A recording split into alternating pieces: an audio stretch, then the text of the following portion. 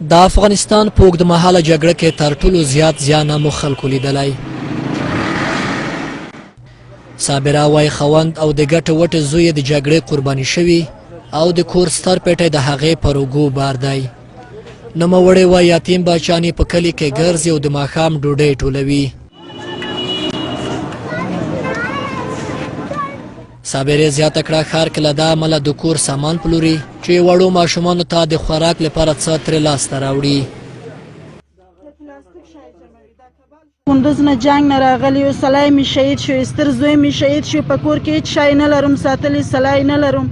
شپې پیدا کوم په ماښام کې حریانه یم کې شپې شي زما وړکې یتیمانان مې د شپې د ملای وظیفې ټولوي. خپله د مجبورۍ لاس نه کله کورونو ته ځم، د جامې مینځم، لوښې مینځم، داسې خلقونه کوم شی ورکوي نور خپل سامان کور نه راولم. په دې سله کې دلته خرڅوم خو زما یتیمانان د وږه نه مړه نه شي. ناچاره صابره وایي کور کې ورته یو لیونی زوی هم ورغاړی دی. صابرې زیاته کړه ورځ کې تر 300 روپیو پورې د ځان زړه لباسونه پلوري او کله کله داسې ورځ هم راغلی چې له ډک بازار خالي لاس کور ته تللي.